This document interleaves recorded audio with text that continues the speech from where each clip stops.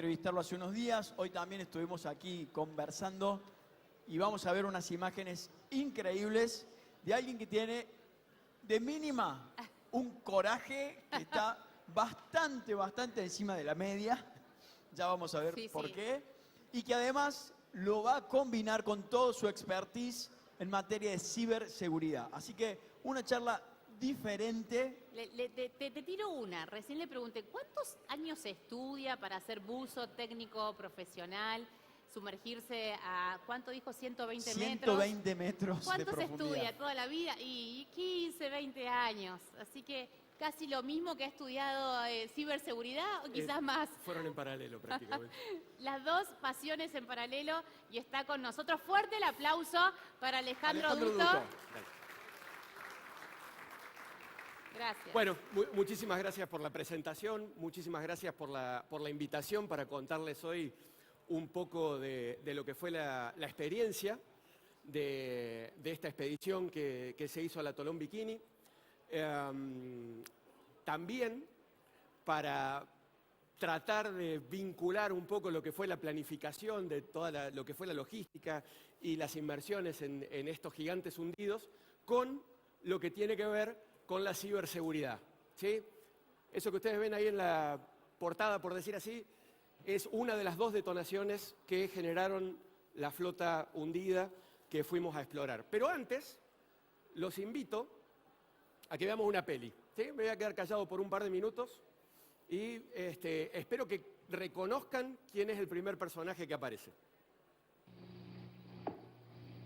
Few people cried.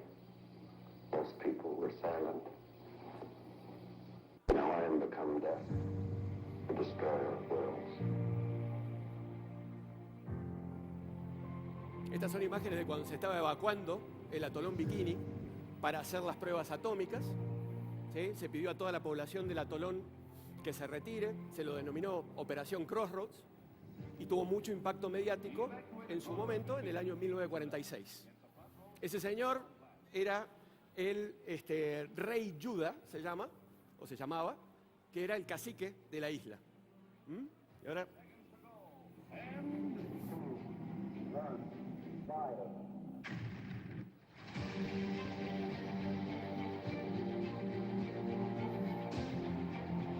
Es inevitable que me dé piel de gallina cada vez que veo esto.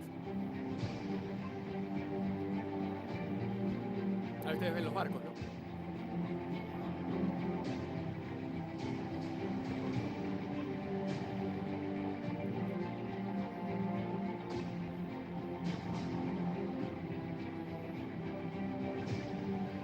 We have to be very careful on how we use those powers.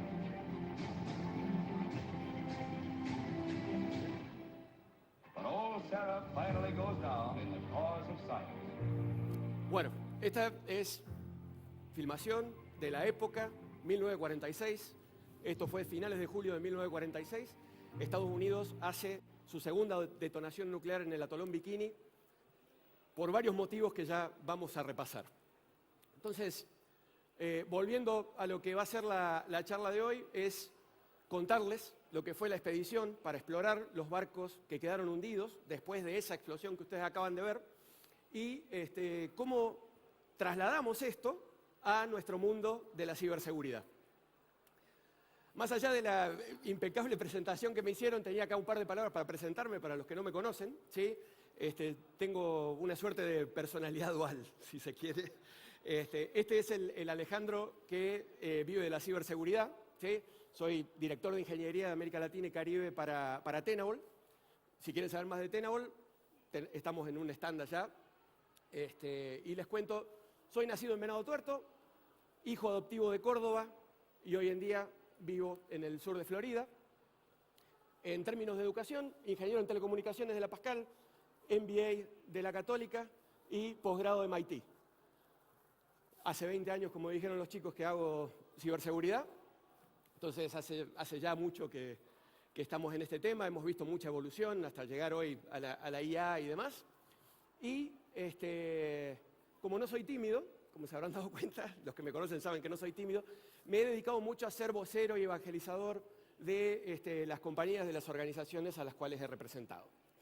Pero pero hoy ustedes quieren o van a saber más de ese Alejandro que está ahí, ¿sí? No del anterior. Al final vamos a hablar de ciberseguridad, les prometo, pero hoy vamos a hablar más de esto. Vamos a hablar con el Alejandro Explorador, ¿sí? Este Alejandro Explorador, que como bien decían, instructor de buceo técnico, videógrafo, embajador global de TDI, que es una de las agencias más importantes en el mundo en lo que se refiere a buceo técnico. Cuando decimos buceo técnico, lo que queremos decir no es el buceo clásico que uno hace en Punta Cana o en el Caribe, ¿no? que baja con los pececitos y demás, sino que tiene toda una técnica asociada.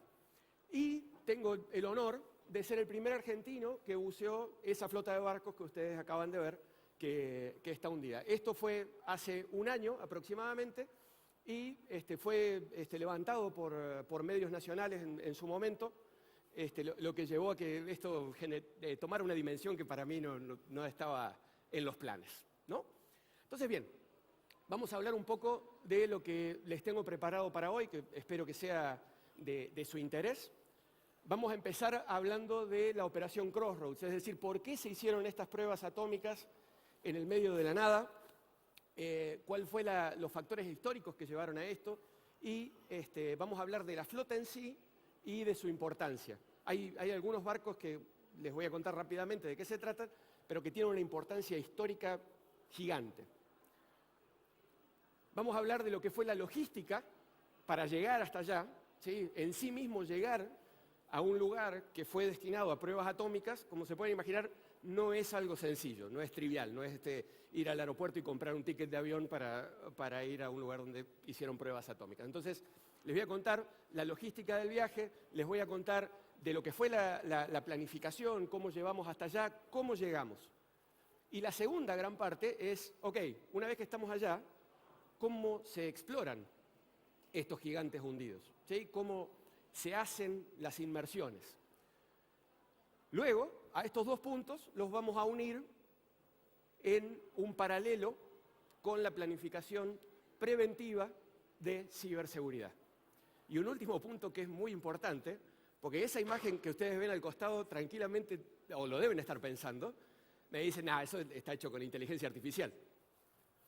La realidad es que todo lo que van a ver no ha sido generado con inteligencia artificial. Hago el disclaimer porque hay muchas imágenes que realmente parecen ser de inteligencia artificial. Esa imagen está tomada desde la arena, obviamente, y la mole gigante que ustedes ven es el portaaviones Saratoga, ¿sí? Los dos buzos chiquititos ahí al costado. Bien, entonces empecemos a hablar un poco de la operación Crossroads en sí. La operación Crossroads fueron la cuarta y quinta detonaciones nucleares en la historia de la humanidad, ¿sí? La primera fue la de Los Álamos, la de Oppenheimer, ¿sí? Si no se dieron cuenta, el señor que hablaba al principio era Oppenheimer, ¿sí? Cuando él pronuncia su célebre frase, me transformé en la muerte, en el destructor de los mundos, ¿sí? Entonces, esa fue la primera, segunda Hiroshima, tercera Nagasaki, y estas dos fueron la cuarta y la quinta. Ahí la tenemos a colores, ¿sí? Ahora que sabemos que había una flota abajo, se las muestro nuevamente. La prueba tuvo varias aristas, ¿sí? En su momento, imagínense ustedes, año 1946, terminaba la Segunda Guerra Mundial, empezaba la Guerra Fría. Estados Unidos creía que era el único país del mundo con la bomba atómica, o tal vez a esa altura lo era, y necesitaba demostrarle al mundo que era capaz de producirla en serie, ¿sí? Más que el mundo a la Unión Soviética. Entonces se le ocurrió al almirantazgo hacer una prueba sobre cómo impactaría una bomba nuclear sobre una flota de barcos. Y ahí fue que ensamblaron esta flota, ¿sí? La flota, no voy a entrar en detalle de esto, por supuesto, pero tenía 93 barcos, entre los cuales había barcos propios que habían ya cumplido su ciclo en la guerra, y había barcos que los americanos habían tomado como botín de guerra. Entonces, acá los destacables son que tenemos dos portaaviones, que los portaaviones, para aquellos que nunca han tenido oportunidad de verlos, son bichos gigantes, ya les voy a mostrar, les voy a hacer una comparación de tamaño. Teníamos acorazados, submarinos, destructores, transportes, todo tipo de embarcaciones dispuestos como si fueran una flota real en estado de batalla, en estado de guerra. Lo importante acá a tener en cuenta, ¿sí?, dentro de los que tenemos acá, son dos, que son el Prinz Eugen, que ustedes ven ahí, y el Nagato. El Prinz Eugen era un crucero alemán, uno de los únicos dos barcos capitales alemanes que sobrevivieron la guerra. Uno se lo llevaron los americanos, el Prinz Eugen, y el otro, los soviéticos, perdón. Y el Nagato, que era un acorazado japonés, desde donde el almirante Yamamoto lanzó el ataque a Pearl Harbor.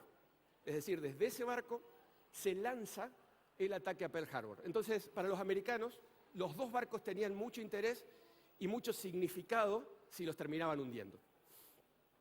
Bien, rápidamente, lo que fue la operación en sí, tenía planificado 3 detonaciones atómicas, una en el aire, una a poca profundidad en el agua y una a mucha profundidad en el agua. Se llegaron a hacer 2. Se llegó a hacer Able, que fue la detonación aérea, y Baker, que fue la detonación a poca profundidad de agua. Resultó ser que Baker hizo tal desastre radioactivo que decidieron cancelar Charlie, que era la tercera. Con la primera detonación se hundieron pocos barcos, con la segunda detonación se hundió la gran mayoría. Y ahí, como ustedes pueden ver, el Prinz Eugen no tiene el sellito de hundido. El Prinz Eugen aguantó las dos detonaciones atómicas y lo terminan hundiendo después a propósito.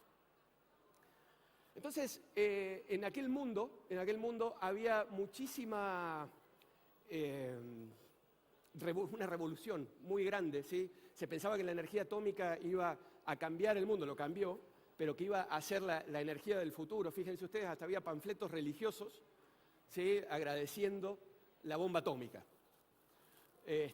Había propaganda de todo tipo, las revistas de tirada pública se hicieron eco, hubo muchísima cobertura, en particular de lo que fue la operación Crossroads.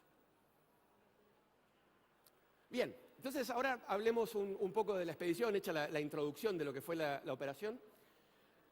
Nosotros estuvimos 15 días, tal vez un poquito menos, en este barco que ustedes ven aquí, ¿sí?, el Taka. Pero, como les decía, llegar a Bikini no fue trivial, no es trivial. Entonces, para que ustedes se den una idea, los que no sepan dónde está Bikini, ahora se los cuento, típicamente nosotros miramos el mundo en hemisferios, ¿sí? Si uno mira el mundo desde el espacio, va a tener 3 vistas del mundo, ¿sí?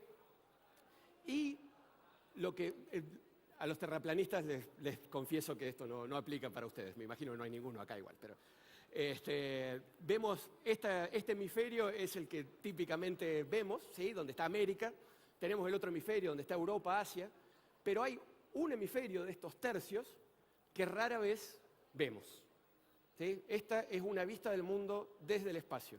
Resulta que hay un tercio del mundo que es prácticamente agua. Aquí se desarrolló gran parte de la Segunda Guerra Mundial y en particular 3 operaciones, ¿sí?, que a mí me son muy cercanas porque son justamente las expediciones que estamos haciendo.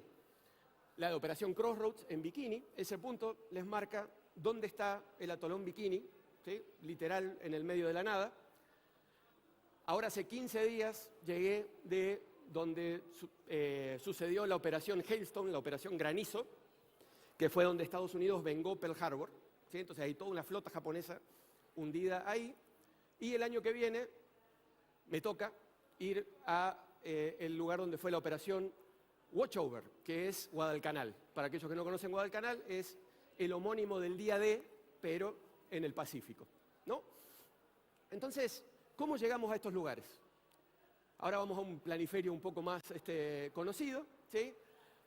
En mi caso, partiendo desde Florida, la ruta fue ir a Denver, de Denver a Honolulu, en Hawái, y de aquí a las Islas Marshall. Las Islas Marshall son ese país que acabo de resaltar en rojo, y el aeropuerto al que llegamos ahí, que no es un aeropuerto, sino es una base militar norteamericana, se llama Kwajalein. ¿Sí?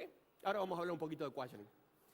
Para ir a donde fue la operación Hailstone, que es en el país que está marcado de amarillo, que es los Estados Federados de Micronesia, la ruta que hicimos fue un poco diferente. ¿Sí? Fue por Japón, Guam, y finalmente llegamos a Chuuk, se llama el lugar.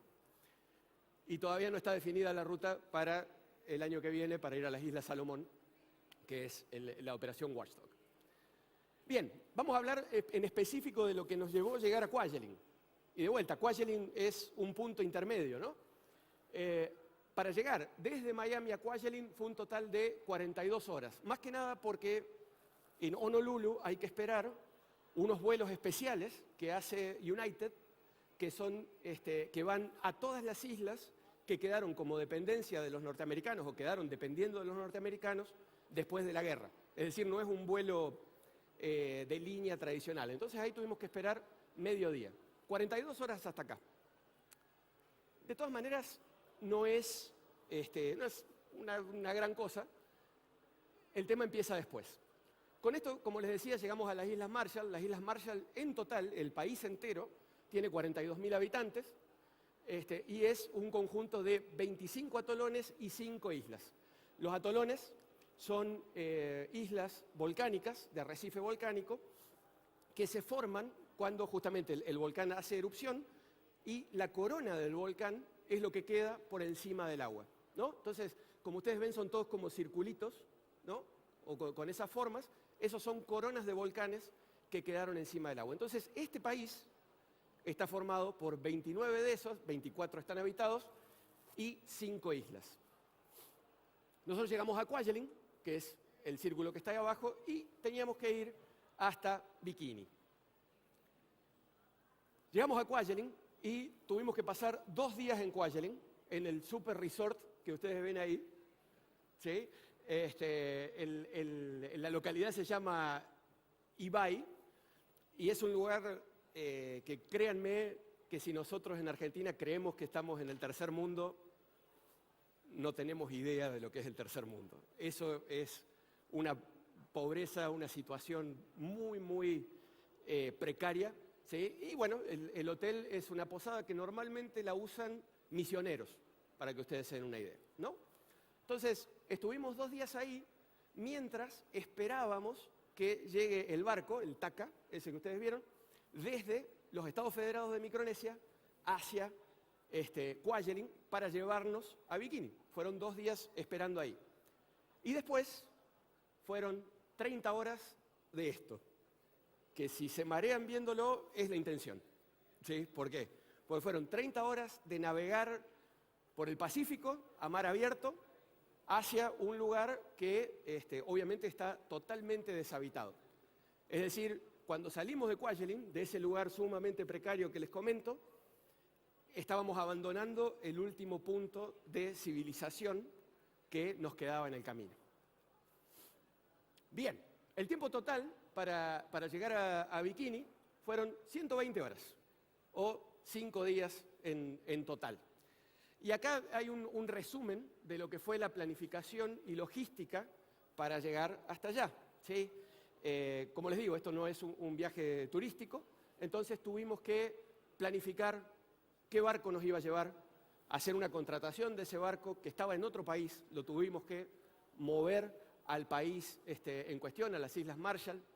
Todo esto se hizo con un equipo humano, que ustedes lo ven ahí, ese es el equipo de buceo, en donde me tomé el trabajo de ponerle las banderitas, porque para que ustedes vean, no es que éramos un grupo de amigos así, todos encontrados, que nos veíamos todos los fines de semana, ¿está bien? Había dicho en criollo un paisano de cada pueblo, ¿no? El islandés que ustedes ven segundo fue el líder de la expedición, fue el que más hizo la logística, la organización, pero como ustedes ven, había gente de todos lados.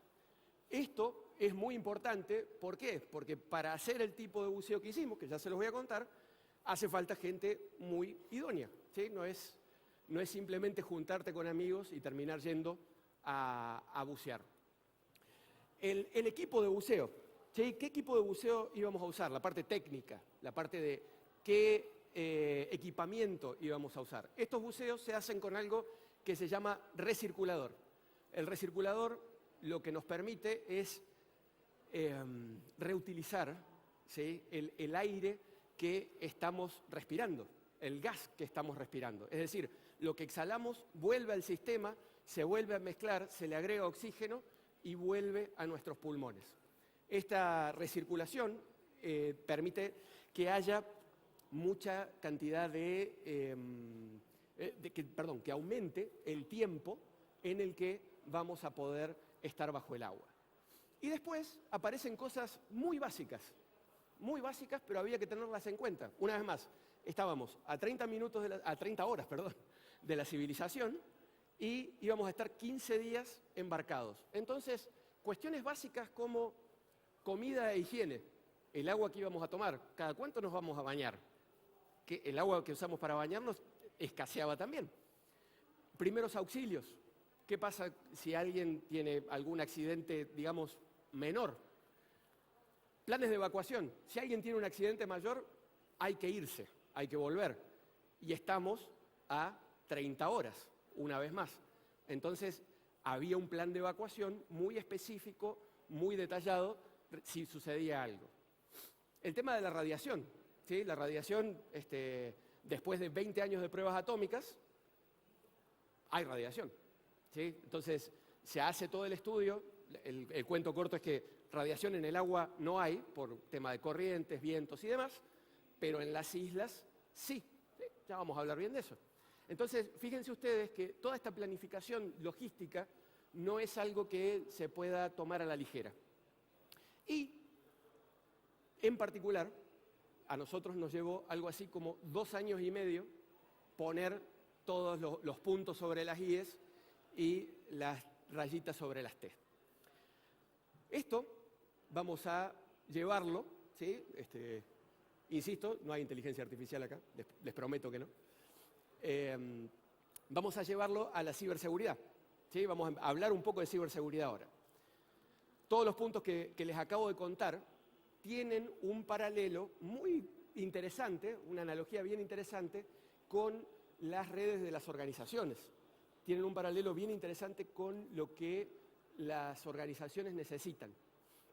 Entonces, cuando nosotros tuvimos que buscar el barco, lo podemos llevar a una analogía muy clara en lo que es la infraestructura que nosotros utilizamos en las organizaciones. ¿Qué quiero decir con esto? A nosotros nos llevó mucho tiempo encontrar el barco adecuado. A las organizaciones les lleva tiempo también, o les debiera llevar tiempo, elegir y entender cuál es la infraestructura que necesitan para las diferentes misiones que tienen las organizaciones. El equipo de trabajo, la analogía es obvia, ¿no? Ustedes vieron que éramos gente de varios países del mundo. En tecnología, el equipo humano es fundamental. Y es, tal vez, yo lo veo mucho con mis clientes, es hasta más difícil encontrar ingenieros idóneos, ingenieros que sepan de lo que están hablando, de ciberseguridad. Ahora, con todo el advenimiento de la inteligencia artificial, se hace cada vez más complejo que el capital humano esté a la altura de lo que necesitan las organizaciones. El equipo de buceo es obviamente las herramientas que tenemos para ciberdefensa, las tenemos que mantener simples, las tenemos que mantener acotadas y las tenemos que manejar bien. Los consumibles tienen que ver con las licencias, el almacenamiento, el soporte, qué es lo que nosotros hacemos para mantener la operación viva, ¿sí? Tenemos que tener esto en mente. Comida e higiene. Hay algo en ciberseguridad que es básico, que es la ciberhigiene, ¿sí? Que en eso todos los que estamos acá solemos fallar, incluido yo, mea culpa, que es en tener claves distintas para todos los sistemas que usamos, rotar esas claves con la suficiente frecuencia, ¿sí? Todas esas cosas que parecen básicas, que parecen obvias, terminan siendo los puntos de entrada de los hackers, terminan siendo el punto de entrada para problemas mucho mayores. Esto en el ambiente de buceo, ¿sí? Una infección pequeña puede terminar siendo un problema mucho mayor. Los primeros auxilios, bueno, es cuando empezamos ya a pensar en cómo vamos a hacer la respuesta a los incidentes cuando estos sucedan. Si nosotros, como profesionales de la ciberseguridad, pasamos por alto las respuestas a incidentes y la recuperación de desastres, vamos a tener un problema cuando estos sucedan. Porque tanto en el buceo técnico como en la ciberseguridad no es una pregunta de si me va a pasar, es una pregunta de cuándo me va a pasar. Entonces, cuando pase, tengo que estar 100% seguro de cuáles son los procedimientos y cómo tengo que reaccionar, casi que sin pensar, casi que de plexo, tiene que ser instantáneo. Bien, volvemos a Bikini. Esto que ven ustedes aquí es una imagen de dron de la isla de Bikini, ¿sí? Van a ver que hay estructuras. Bikini tuvo 2 intentos de repoblación, uno en los años 70 y uno a principios de los 2000. Estas estructuras quedaron de principios de los años 2000. Si ustedes ven, hay árboles plantados. Esos árboles plantados datan de los 70 y, como ustedes pueden ver, no crecen, ¿sí? Y si no crecen es porque hay algo mal decididamente. La recomendación en la isla es no pasar más de 15 días corridos y en la playa. ¿Por qué? Porque la radiación crece a medida que nos metemos en la isla. A medida que entramos en la isla hay radiación peligrosa. En la playa, no. Y por supuesto no se puede consumir absolutamente nada de lo que crece en la isla o de los peces que andan en la laguna del atolón. Entonces, ahora les voy a mostrar rápidamente un poco ya más imágenes de buceo, ¿sí? Primero les muestro aquí, esta es la imagen satelital del atolón. Las porciones de isla que ustedes ven que faltan, más que nada allá arriba al noroeste, digamos, que hay 2 cráteres grandes, hay uno más aquí al sur, esas son todas pruebas atómicas, ¿sí? Son pedazos de isla que faltan por las explosiones de las pruebas. En particular, los naufragios de Operación Crossroad están en ese área que ustedes ven, que está a 5 kilómetros de la isla que tiene el nombre del atolón. Bien, entonces les cuento un poco de los naufragios que visitamos. El primero, el más importante, el Saratoga, ¿sí? Que es un portaaviones, como les decía. El Saratoga participó en toda la guerra, fue uno de los únicos 2 portaaviones que existía previo a la guerra y la sobrevivió, ¿sí? El otro se llama Enterprise, justamente. Fueron el Saratoga y el Enterprise. Entonces, como ustedes ven, hubo mucho por explorar adentro y afuera.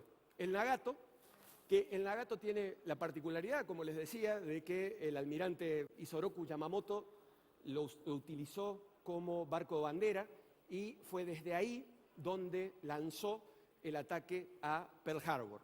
Entonces, por esos corredores debe haber andado este señor dando vueltas, y el Nagato tiene una particularidad que ya se las voy a contar, que es que está dado vuelta, ¿sí? Como ustedes ven ahí, están las propelas para arriba, está dado vuelta y eso genera un riesgo extra. El otro que está dado vuelta, el Prince Eugen, que como les dije, no fue hundido durante las bombas, sino que lo hundieron más tarde, por eso quedó menos profundo. Realmente no es profundo y es uno de los 2 barcos, como les decía, capitales alemanes que sobrevivieron a la guerra. Adentro de él hay muchísimas cosas para ver, por supuesto. Después se buceó el submarino USS Apogon, que corrió ni más ni menos que 10 misiones en el Pacífico y hundió la friolera de 21 navíos japoneses durante los años de guerra. De hecho, Argentina, después de la guerra, compra 2 submarinos de esa clase para la Armada. El destructor USS Anderson, que participó de los desembarcos en Guadalcanal. Los destructores son barcos más pequeños, pero armados hasta los dientes, ¿sí? Son barcos mucho más rápidos, pequeños, que se dedican a hacer misiones más furtivas. Tienen torpederas, eso que veían ahí es una torpedera. Y estaba el otro destructor, que es el Lamson. El Lamson tuvo la particularidad de que participó en las últimas misiones de los norteamericanos ya sobre las islas japonesas y sobre Iwo Jima. el Lamson tiene muchísimo también armamento todavía ahí disponible. Hay un punto interesante, que es que todos los barcos fueron hundidos como si estuviesen prontos a entrar en batalla. Es decir, todo el equipamiento lo tienen encima, combustible incluido. Y este último que están viendo es el Arkansas, que como gran particularidad del Arkansas era de los más viejos de los acorazados americanos, pero estaba situado en pleno hongo de la detonación de la segunda bomba. Si ustedes vuelven a casa y vuelven a ver la detonación Baker, van a ver que lo que es el tronco del hongo tiene una mancha negra. Esa mancha negra es el Arkansas, ¿sí? Entonces, eso es un poco así, un resumen súper rápido de las imágenes que se pudieron recolectar. Ahora, ¿cómo buceamos estos gigantes? Y lo primero que necesito es que se hagan una idea del tamaño de estos bichos. Entonces, para eso recurrimos a algo familiar, ¿sí? El Estadio Chato Carreras, el Mario Alberto Kempes. El Mario Alberto Kempes, lo tenemos acá enfrente, tiene de largo 270 metros, ¿sí? No estoy hablando del campo de juego, estoy hablando de las dos partes externas de la tribuna. Bueno, el Saratoga tiene 270 metros, ¿sí? Es decir, si se imaginan el Kempes, tiene exactamente el mismo largo que el estadio, ¿sí? El portaaviones tenía ese mismo largo. El Nagato, el japonés, tenía 260, ¿sí? Un poquito más chico, pero no mucho. Y el Prinz Eugen, 245. ¿Sí? ¿Qué quiero mostrarles con esto? Que son, en particular estos tres, terribles bestias. ¿Sí? Son muy, muy grandes y explorarlos requiere de una planificación muy, muy minuciosa. Vamos a hablar específicamente del Saratoga. El Saratoga tiene, o tenía, 270 metros de eslora, 32 de manga, es decir, de ancho, 8 cubiertas hasta la pista, es decir, 8 pisos, ¿sí? Lo que nos da algo así como 20 metros de altura. Entonces, realmente la analogía del Chateau, o del Kempes, perdón, es buena porque si uno ve el estadio de costado, es más o menos, es exactamente, perdón, el mismo largo y más o menos la misma altura. Entonces, imagínense ustedes que para ir aquí adentro de esto, hay muchos riesgos que hay que empezar a evaluar y a planificar. E insisto, no es una cuestión de si nos va a pasar, sino es una cuestión de cuándo nos va a pasar. Entonces, tenemos riesgo primario, el sedimento, ¿sí? Uno entra por habitaciones que no tienen salida al exterior. Hoy le comentaba a los chicos que típicamente uno entra al naufragio y hace penetraciones de 150 metros, 200 metros, cambiando de cubiertas, bajando, subiendo, entrando a habitaciones. Si de repente nos quedamos sin visibilidad, una vez más tenemos que saber qué hacer en el instante. El decaimiento. El decaimiento es algo que, por eso les traía el tema del combustible también, que está ahí. El Nagato, que está dado vuelta, ningún barco fue diseñado para estar dado vuelta. Ningún barco fue diseñado para aguantar 2 bombas atómicas. Y ningún barco fue diseñado para estar 80 años bajo el agua. Cuando se hace una penetración en el Nagato, cuando se entra a este gigante, hay que tener en cuenta, hay que estar muy atento a ruidos. ¿Por qué? Porque el Nagato en cualquier momento o va a empezar a perder combustible masivamente o se va a desmoronar. Entonces hay que tener en cuenta cuáles son las rutas de escape más adecuadas. Y por supuesto el armamento, que aunque ustedes no lo crean, todo el armamento que hay adentro de estos barcos está todo vivo, ¿sí? Entonces las bombas, si se impacta contra ellas, se golpea contra ellas, pueden explotar. Entonces, un poco para mostrarles cómo es la planificación en el Saratoga. En el Saratoga teníamos los planos de cuando el barco estaba a flote. Esas son tiras de unos 2 metros de largo que tenemos por los cortes cada una de las cubiertas, y en base a eso hacíamos la planificación minuciosa de por dónde íbamos a entrar, por dónde íbamos a salir, qué lugares íbamos a visitar. ¿Sí? Con una buena planificación podemos llegar a esto. ¿Sí? La foto la sacó mi compañero, ese soy yo que va adelante, y acá estamos en la tercera cubierta del Saratoga, llegando a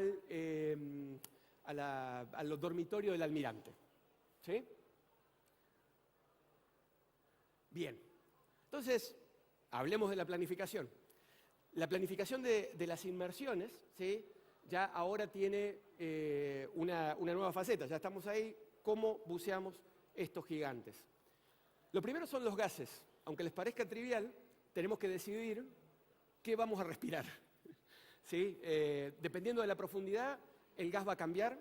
Dependiendo de la profundidad, vamos a respirar no solo oxígeno y nitrógeno, que son los componentes básicos del aire, sino que también vamos a tener que respirar helio. ¿Sí? Entonces, la primera decisión es decir, bueno, en esta inmersión vamos a ir a una profundidad máxima X, y para esa profundidad máxima, el gas que vamos a respirar es este en particular. La ruta. ¿Sí? La ruta es básicamente la misión. ¿Qué vamos a ir a ver? ¿Vamos a ir a ver los cuartos del almirante? Perfecto. Vamos a hacer eso. No nos vamos a correr un ápice de lo que tenemos planificado. Muchas veces sucedía que volvíamos a la superficie, volvíamos al barco y decíamos, ¿viste la escotilla esa que se abría a la derecha en tal punto? Tenemos que ir a ver qué había ahí. Fíjense ustedes que eso es algo, como quien dice, un post-mortem de la inmersión. Nunca en plena inmersión vamos a cambiar el plan. Tenemos que seguir con el plan. Por supuesto, el tiempo de fondo. ¿Cuánto tiempo vamos a estar en el fondo? ¿Cómo vamos a hacer nuestra descompresión? ¿Cómo nos vamos a comunicar? ¿Sí? Las señas que vamos a utilizar en casos de emergencia. ¿Cómo nos vamos a señalizar cuánto gas nos queda? ¿Por dónde vamos? ¿Por dónde paramos? ¿Cómo avanzamos? Puntos de control, ¿sí? Durante toda la inmersión, como yo les digo, 1 hora de fondo, 1 hora para subir. Bueno, ¿dónde vamos a hacer puntos de chequeo para ver si abortamos o si seguimos? Controles finales en superficie, es decir, antes de hacer la inmersión, se hace toda una serie de controles, como si fuera un piloto en su avión, que hace su checklist de prevuelo y, por supuesto, recorrer todos los escenarios de emergencia. ¿Qué pasa si nos quedamos sin gas? ¿Qué pasa si nos desorientamos? ¿Qué pasa si perdemos al compañero? ¿Qué pasa si se extiende la inmersión? Imagínense ustedes que estar ahí adentro, ¿sí? Lleva un buen tiempo para llegar ahí. Entonces, ¿qué pasa si yo en esa situación me doy vuelta y mi compañero ya no está? ¿Sí? No les voy a contar, pero todo eso está planificado, es parte de los procedimientos de emergencia. ¿Sí? Entonces, bien, ¿cuál es el paralelo de todo esto con la ciberseguridad? Esto, justamente, lo que ven aquí, esos son los cañones de popa del Nagato, para que se hagan una idea del tamaño de la bestia. Entonces, vamos a hablar de las lecciones aprendidas en esta parte, ¿no? El conocer el naufragio, para mí, tiene una relación totalmente directa con entender cuál es nuestra superficie de ataque, ¿sí? En ciberseguridad, nosotros tenemos que conocer nuestra red, tenemos que conocer sobre qué estamos operando, tenemos que conocer nuestros activos, nuestros usuarios, cómo se manejan, cómo se comunican, para poder operar sobre ellos. Si nosotros no conocemos con lo que estamos trabajando, en el caso de buceo si yo no conozco el naufragio, si no tengo el plano del naufragio, voy a ir a ciegas. En el caso de la ciberseguridad, si yo no conozco mi red, si yo no conozco mis dispositivos, mis activos, estoy yendo a ciegas. Entonces, eso es el punto inicial, el punto de partida. La ruta a seguir o los objetivos de definición de seguridad. Cuando yo les decía, nos vamos a mover por esta ruta y no nos vamos a mover un ápice, en ciberseguridad, el CISO y el equipo de seguridad dice, bueno, nuestro foco va a estar en estos activos críticos, nuestro foco va a estar en acotar, en segmentar lo que puede suceder en estas partes de la red, y eso es lo que tenemos que cuidar. Básicamente, donde está el negocio. ¿Sí? En ciberseguridad, ¿qué es lo que cuidamos primariamente? La continuidad del negocio de las organizaciones. La definición de los gases son los recursos de seguridad críticos, una vez más, las herramientas que estamos utilizando, ¿sí? El control de preinmersión, y acá es un punto interesante, la validación de seguridad pre-lanzamiento. La mayoría de ustedes trabajan en desarrollo. No me animaría a preguntarles cuántas organizaciones para las que ustedes desarrollan, o inclusive sus organizaciones, antes de lanzar una nueva aplicación, hacen un trabajo con el Red Team para que, dicho en criollo, se las reviente, ¿sí? Para ver dónde están las vulnerabilidades, qué cosas están mal y que nos digan qué es lo que está mal. Eso, créanme, es muy necesario y termina pagando dividendos a la larga, ¿sí? Porque nos permite no tener que reaccionar cuando tenemos un problema. Los puntos de control bajo el agua tienen su analogía en la validación de la seguridad en vivo. ¿Qué quiere decir esto? Mientras estamos en producción, ¿sí? Una vez más tenemos el equipo rojo, el equipo blanco, el equipo violeta, que constantemente tienen que estar testeando nuestra seguridad. Es mejor que las vulnerabilidades y los riesgos que tenemos en nuestras organizaciones las encuentre alguien amigo que alguien que no es amigo, ¿no? Entonces, si ustedes no están planteando dentro de su modelo de negocio el poder ofrecerle a sus clientes el utilizar un Red Team, un White Team, ofrecerles el servicio, hay una parte del negocio que tal vez están dejando sobre la mesa y es muy interesante. Y finalmente, tenemos que ya las emergencias tienen que ver con seguridad reactiva, es decir, cómo nos movemos, cómo avanzamos cuando sucedió algo, cuando hubo algún problema, ¿sí? Obviamente ahí aparece la falta de visibilidad, que es una analogía 1 a 1 con el buceo, ¿sí? Estamos ciegos, no sabemos lo que pasa. Bueno, si no sabemos lo que pasa, por lo menos tenemos que tener un plan para actuar, para segmentar rápidamente, para aislar dónde está el problema. Y la definición, por supuesto, de cuáles son los procesos de emergencia. Los procesos de emergencia en el ambiente del buceo terminan siendo algo, insisto, por reflejo. Cuando sucede, podemos estar ciegos, lo que sea, pero sabemos específicamente lo que vamos a hacer, cómo vamos a recurrir, qué herramientas vamos a usar, qué cosas dejamos de lado, con qué avanzamos. En la ciberseguridad tiene que ser igual. Cuando hay una emergencia, tiene que estar muy claro cómo se va a hacer. Y es fundamental practicar los escenarios de emergencia de ciberseguridad. Porque si no, si practicamos cuando nos suceden las cosas, tenemos un problemita ahí de tiempo y de agilidad, ¿no? Bien, hoy en día, y esta es la única diapositiva que tengo 100% de ciberseguridad, ¿sí? Hoy en día los ataques se dan muy específicamente sobre 2 puntos de las superficies de ataque, ¿sí? Los hackers, los cibercriminales, entran por 2 puntos muy específicos. Uno es el exploit de identidades, que muchas veces lo tenemos olvidados, ¿sí? Muchas veces no le prestamos atención a los directorios activos, no le prestamos atención a quién puede acceder a nuestra red y acceso a qué tiene. Entonces, hoy en día los atacantes están muy enfocados en buscar cuentas que están durmientes para poder entrar por ahí. Por supuesto, está la exposición de los activos en sí. Y si a esto le sumamos la componente de inteligencia artificial, vamos a tener que hay herramientas que correlacionan los dos componentes, las 2 vulnerabilidades que podemos tener y buscan el camino de menor resistencia para acceder a los activos críticos en las organizaciones. Una vez que el hacker está dentro, típicamente no actúa en el mismo momento. El hacker logra el acceso a los activos de la organización y se empieza a mover lateralmente, ¿sí? Empieza a buscar dónde están los recursos, dónde están las informaciones que a él le interesa explotar. Y finalmente, una vez que llega por acá, que esto puede pasar años, dicho sea de paso, ¿no? Que el hacker está ahí adentro. Ahí típicamente suceden 3 cosas, todas vinculadas con el dinero. Esto es siempre por dinero. La primera es que el hacker puede robar información y la hace pública, ¿sí? Estos son los famosos leaks. El hacker puede hacer una extorsión, una ciberextorsión, ransomware. En gran medida, si no nos ha pasado, conocemos a alguien que le pasó, a alguna organización que le pasó. Entonces, que el ransomware explote no quiere decir que acaba de entrar a la red. Puede que esté ahí hace rato. Y esto nos trae problemas porque muchas organizaciones dicen, bueno, el ransomware explotó ayer. Bueno, tengo el backup mío de la semana pasada, levanto ese backup y ya está.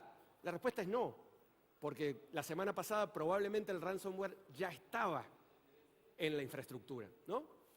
Y finalmente, cuando hablamos de infraestructura crítica, ¿sí? Tendidos de electricidad, oil and gas, redes OT que le llamamos, es el impacto a las operaciones, el impacto a nuestra vida cotidiana.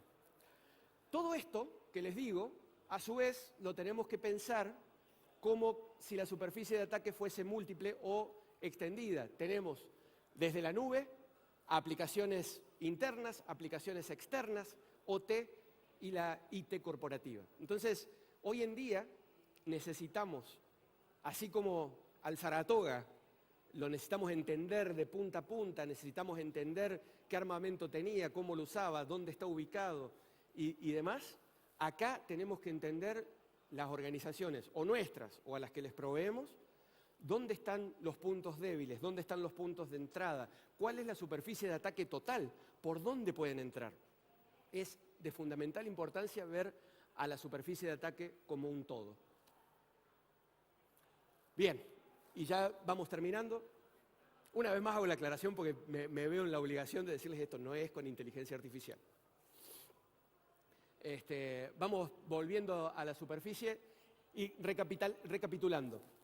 Nada de lo que por lo menos conocemos puede ser librado al azar, ¿sí? El ejemplo que les doy del Nagato dado vuelta y de que en algún momento se va a desmoronar suena extremo, pero no viene mal planificar puntos de salida alternativos, ¿sí? Por las dudas suceda algo malo, ¿sí? Y eso porque es conocido. Hay una experiencia, uno del grupo de buceo había buceado el año anterior un destructor norteamericano en Palau y en pleno buceo escuchan un desmoronamiento. Cuando van a la salida ya no estaba, ¿no? Entonces, gente muy lúcida de la cabeza, pero estuvieron 4 horas y media para encontrar una salida alternativa. A partir de ahí se volvió estándar buscar la salida alternativa, ¿no? Porque no debe ser nada lindo quedarse atrapado en un naufragio a 50 metros por 4 horas. Entonces, nada de lo conocido puede estar librado al azar. La expedición obviamente fue exitosa, volvimos todos sanos y salvos, con muchísimo material documental. Pero como les dije, esto llevó años de planificación, no fue un grupo de amigos comiendo un asado un viernes y diciendo en 15 días nos vamos de viaje. No es eso. Se pensó hasta el último detalle, por lo menos hasta donde llega nuestro conocimiento. Probablemente hay aristas que no vimos y eso también sucede, ¿está bien? Pero entonces hay que estar preparados si hay alguna eventualidad que se escapa a la planificación. Obviamente se evaluaron muchísimos escenarios de todo tipo, desde lo que fue la logística del viaje a la logística de las inmersiones. El trabajo en equipo fue fundamental y créanme, las discusiones en equipo, el hecho de no tomar lo que dice Alejandro, por cierto, y hacerle challenge, ¿sí? Desde otros puntos de vista, fue fundamental. En ciberseguridad, en tecnología en general, pasa exactamente lo mismo. El challenge es saludable, no es que está tratando de imponerse o se está dudando de la experiencia del profesional. Simulación y entrenamiento. Esto es lo que yo creo o lo que yo veo en el mercado latinoamericano que falta mucho. Somos muy confiados respecto de que lo que implementamos está bien, es seguro y va a funcionar. Tenemos que ser autocríticos y una vez que tenemos nuestra creación, ser cínicos, esa es la mejor palabra, ser cínicos y tratar de destruirla. Si fallamos en tratar de destruirla o alguien externo falla en tratar de destruirla, entonces podemos decir que estamos bien.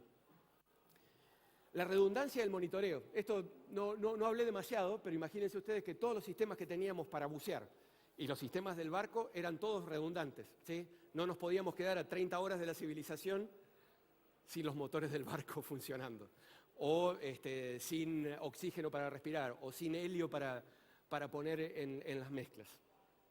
Entonces, esto llevado un poquito a términos generales, ¿sí? Si hay algo que puede llegar a salir mal, tenemos que ser capaces de preverlo, tenemos que ser cínicos, y esto ya en el ambiente más tecnológico. La prevención, la ciberseguridad de prevención, le ahorra a nuestras organizaciones muchísimo dinero comparado con la ciberseguridad de reacción. La ciberseguridad de reacción típicamente tiene un impacto muy valioso e irreversible a las marcas, a la imagen de la organización, a la moral del equipo, y puedo seguir. Siendo que la ciberseguridad preventiva es todo lo contrario. Primero, que evitamos brechas, y segundo, nos pone como ejemplos, nuestro equipo se siente profesionalmente muy bien y demás. Equipo, herramientas y procesos. Hay un paper de Forrester de hace 2 años donde dice que esta tríada es el principal problema que las organizaciones están enfrentando hoy en día. ¿Por qué? Porque tienen poca gente, y poca gente idónea para hacer ciberseguridad, porque esta poca gente tiene que manejar muchísimas herramientas, entonces nunca se termina de especializar en ninguna de ellas, y es un problema, y porque los procesos de ciberseguridad, es decir, la reacción cuando sucede algo, no están aceitados, no se hizo los dry run, como quien dice, la prueba cuando está funcionando todo bien para ver que el proceso funcione. Entonces, esta tríada es súper importante y hay que pensar en qué pata atacar para optimizar ese triángulo.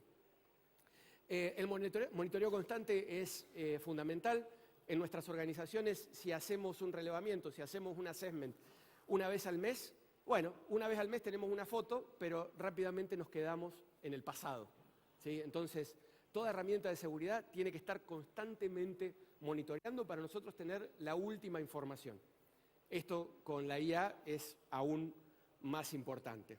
Las redundancias, ya hablamos, y justamente la simulación y el entrenamiento es lo que les decía que en la parte de procesos es un dolor hoy en día. No estamos simulando, no estamos haciendo esa parte del trabajo. Muy bien, con esto no los aturdo más. No sé si haya alguna pregunta. Si quieren ver más imágenes de las que les mostré hoy, hay 2 canales de YouTube, uno en inglés, uno en español, donde pueden ver ahí videos. ¿Sí? Ahí nos dedicamos a postear lo que levantamos. ¿Alguna pregunta? ¿No? Muchísimas gracias por su tiempo. No, pregunta.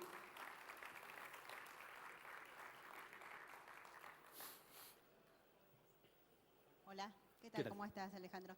Quiero saber qué 100% de parte de seguridad podrías decir que cubre, por más que un equipo, una startup o una empresa haga una consultoría o haga un curso como para poder prever. O sea, ¿qué garantía o cuál es la garantía que se podría decir que se puede... De cobertura, digamos. De cobertura, sí. Está bien. La pregunta es, ¿qué porcentaje de seguridad puedo tener de que la ciberseguridad está funcionando? Bien.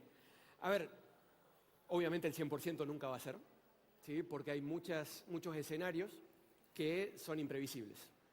Dentro de esos escenarios imprevisibles está el tema de lo que tenemos hoy con la inteligencia artificial, que en malas manos puede utilizarse para buscar los huecos que nosotros no estamos viendo, ¿no? Mi recomendación es la siguiente. Uno tiene las herramientas de seguridad reactiva y las de seguridad preventiva. Si uno intenta entender la red o la cantidad de activos que tenemos en la mayor extensión posible, es decir, entender la superficie de ataque, tenemos menos probabilidad de tener una brecha. La cuestión ahí de fondo es que muchas veces las herramientas que usamos no las utilizamos completamente o la gente que tenemos es poca, entonces la atención que le presta a las herramientas no es total. ¿sí? Y ahí empezamos a bajar el porcentaje. Entonces, yo creo que el gran punto para subir el porcentaje tiene que ver con simulación. Tiene que ver con decir, bueno, esta es mi red, esta es mi superficie de ataque, esto es lo que conozco. Ahora necesito saber si hay algún problema. Y ese saber si hay algún problema es que venga alguien que no tiene el desvío, digamos, de pensamiento de la organización, no tiene el bias, viene alguien externo y nos hace un assessment, por decir así, ¿sí? Entonces ahí es donde aparecen los equipos rojos, los equipos blancos, y termina siendo como una especie de juego, ¿no? Una simulación para ver dónde están las fallas y qué es lo que no estoy viendo, que eso es lo fundamental. Gracias. ¿Algo más? ¿No? Ahora sí, muchísimas gracias.